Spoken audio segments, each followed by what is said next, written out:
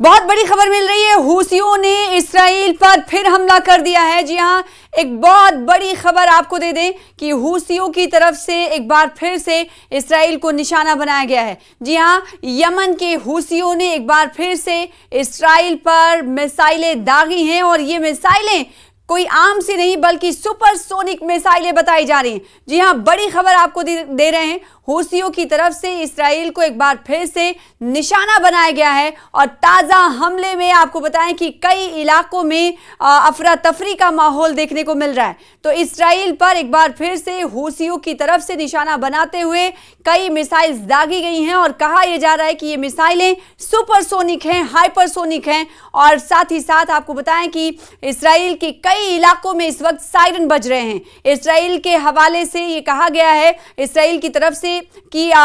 Officials की तरफ से, कि इस वक्त कई जगह पर सायरन बजाए जा रहे हैं क्योंकि लोगों में खौफ और दहशत है। और एक बार फिर से होम फ्रंट कमांड की सलाह दी गई है, यानी लोगों को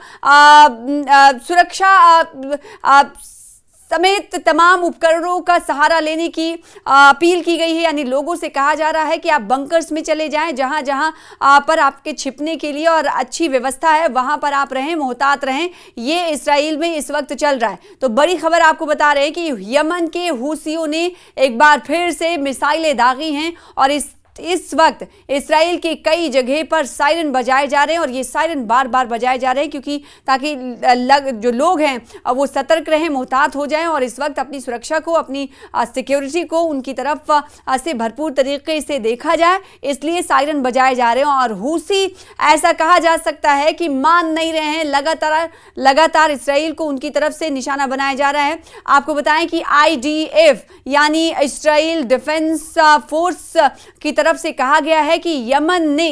जी हां, ये हम ऐसे ही नहीं बल्कि ये ऑफिशियल स्टेटमेंट इस्राइल की तरफ से आया है, ऑफिशियल की तरफ से कहा गया है, जो कि IDF यानी इस्राइली डिफेंस फोर्स की तरफ से कहा गया है कि आम खबर नहीं बल्कि खुद इस्राइल के IDF ने यानी इस्राइली डिफेंस फोर्स ने कहा है कि यमन से इस्राइली क्षेत्र में, इलाके में कई मिसाइलें दागी गई हैं। और साथ ही साथ फौज की तरफ से कहा गया है कि एक बयान को जारी करते हुए कि हमने इस के रिएक्शन में एयर डिफेंस सिस्टम को इतना एक्टिवेट कर दिया गया हमारी तरफ से ताकि इस हमले को नाकाम कर दिया जाए। ये कहना है इस्राइल की सेना का, इस्राइली फौज का। तो इस्राइली फौज हालांकि ये दावा कर रही है कि यमन के हूसियों की तरफ से जो टारगेट किया गया है, इस्राइल पर टारगेट किया गया है, हमले किए गए हैं, जिसकी वजह से इस वक्त सायरन बजाए जा रहे हैं, लोगों में खौफ और दहशत है। और साथ ही साथ इस्राइली सेना की तरफ से, फौज की तरफ से कहा गया है कि इससे ये समझा जा सकता है, जो ऑफिशियल बयान सामने आया है, कि हूसियों ने यह हमला इस्राइल को टारगेट करते हुए किया है, लेकिन इस्राइल यहाँ पर यह कहता हुआ नजर आ रहा है कि उसने तमाम हमलों को निष्क्रिय कर दिया है, नाकाम कर दिया है और उसका एयर डिफेंस सिस्टम इतना एक्टिव है जिसकी वजह से कोई नुकसान नहीं हो पाया है। हवा में ही उसके यमन के हूसियों के मिसाइलों को दाग दिया गया है, निष्क्रिय कर दिया गया है।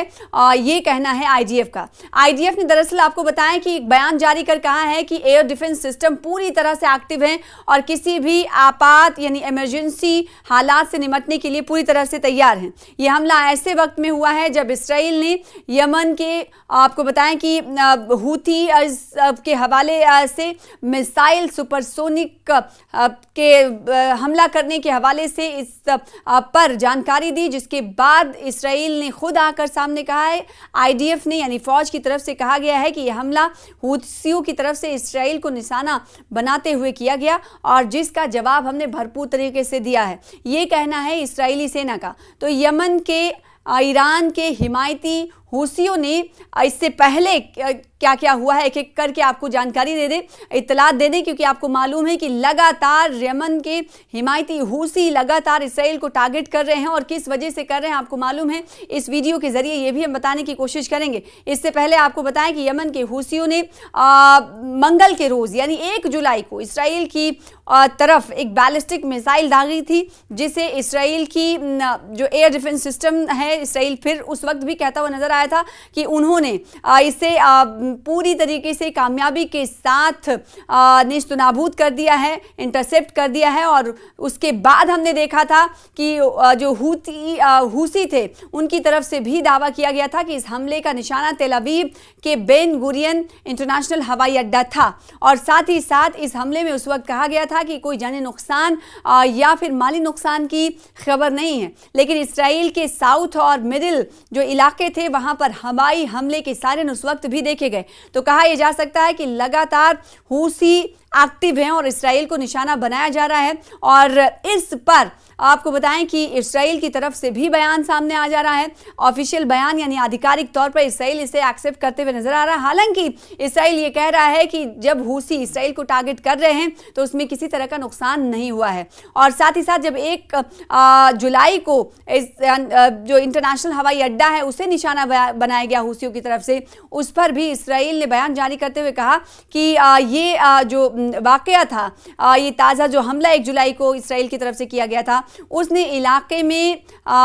कशीदगी को बढ़ा दिया है, तनाव को बढ़ा दिया है। और साथ ही साथ इसराइल ने कहा कि जवाबी कार्रवाई हम जरूर करेंगे। तो आपको बताएं कि हूसियों की तरफ से जब निशाना बनाया जाता है तो इसराइल की तरफ से जवाबी कार्रवाई की धमकी दी जा रही है, इंतबा दिया जा रहा है। इसराइल लगातार ये कह रहा है कि हमारे साथ आप जैसा कर रहे हैं वैसा हम आपके साथ करेंगे, उससे बुरा अंजाम आपका करेंगे। और कैसे कहां कहां क्या हमला हुआ है लगातार हम आपको वीडियोस के जरिए बता रहे हैं कि इस वक्त इन जगह, इन मकामात पर क्या कुछ चल रहा है। आईडीएफ ने साथ ही आपको बताएं कि जो 1 जुलाई को मंगल के रोज जो हमला किया गया था इसराइल की तरफ से, उस वक्त क्या कहा था वो भी आपको बता दें। उस वक्त कहा गया था कि यमन से एक बैलिस्टिक मिसाइल लॉन्च की गई थी जिसे उनकी जो उन्नत वायु रक्षा प्रणाली है जिसमें एरो 2 और एरो 3 इंटरसेप्टर शामिल हैं, उन्होंने बीच में ही उसे खत्म कर दिया, इंटरसेप्ट कर दिया। साथ ही साथ हूसी जो फौज है उनके जो तर्जुमान है याह्या सारिया, उन्होंने भी दावा किया है। उन्होंने क्या दावा किया है इस वीडियो के जरिए आपको बताएंगे। उन्होंने दावा किया है कि पैलेस्टाइन 2 नामक हाइपरसोनिक जो मिसाइल था उसका हमने इस्तेमाल किया था, यानी इसराइल पर जो हमने हमले किए, मिसाइलें दागी थी, उसमें कौन सा मिसाइल शामिल था, कौन से मिसाइल का सहारा लिया गया, ये कहा गया है हूसियों की तरफ से कहा गया है कि पैलेस्टाइन 2 नामी एक हाइपरसोनिक मिसाइल का हमने इस्तेमाल किया जिसने मुबैना तौर पर बेन गुरियन हवाई अड्डे के ऑपरेशन को मुतासिर किया है। इसके अलावा हूसियों ने दावा किया कि उन्होंने इसराइल के इलियट, तेल अवीव और आश्केलोन में 3 जो हसास मकामात थे, हसास ठिकाने थे, उन पर ड्रोन हमले किए हैं। हालांकि आईडीएफ ने ड्रोन हमलों की हालांकि तस्दीक नहीं की है। और साथ ही आपको बता दें कि इस हमले से पहले इसराइल ने हूसी जो समर्थित हैं, यमन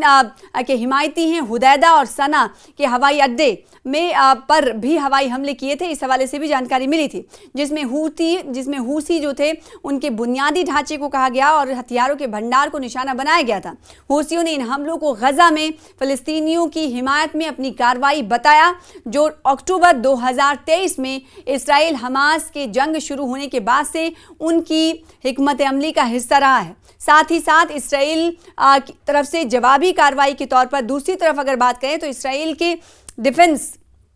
मिनिस्टर की तरफ से कहा गया है, इनका नाम है इसराइल कार्ड्स, उन्होंने कहा है कि हमले के बाद कड़ा रुख अपनाते हुए कहा है, चेतावनी दी है कि हमने तेहरान में सांप के सिर पर अटैक किया और अब हम यमन में भी हूसियों पर कार्रवाई करेंगे। तो यानी हूसी इसराइल को अगर निशाना बना रहे हैं तो इस तरह का बयान इसराइल की तरफ से आ रहा है। डिफेंस मिनिस्टर की तरफ से कहा जा रहा है कि हमने तेहरान में सांप के सिर पर अटैक किया और अब हम यमन में भी हूसियों पर कार्रवाई करेंगे। तो एक तरह से कहा जा सकता है कि इसराइल धमकी दे रहा है कि हमने जिस तरीके से हश्र तेहरान में किया था वैसे ही आपका हश्र करेंगे और उसी तरीके से हम दिखाएंगे कि हम क्या कर सकते हैं। और इस बारे में वो कहते हुए नजर आए कि जो कोई भी इसराइल के खिलाफ हथियार उठाएगा उसका हाथ काट दिया जाएगा। साथ ही उन्होंने कहा कि हूसी हमलों के जवाब में यमन पर जो नौसैनिक और हवाई नाकेबंदी है उसकी भी हम धमकी देते हैं, यानी हवाई नाकेबंदी हमारी तरफ से शुरू हो जाएगी अगर इस तरह का हमला और जारी रखा गया। आईडीएफ ने साथ ही साथ ये भी बताया कि इस हमले के बाद हवाई अड्डे पर उड़ानें कुछ वक्त के लिए रोक दी गई थी और जो एक सामान्य यानी प्रोटोकॉल का हिस्सा है।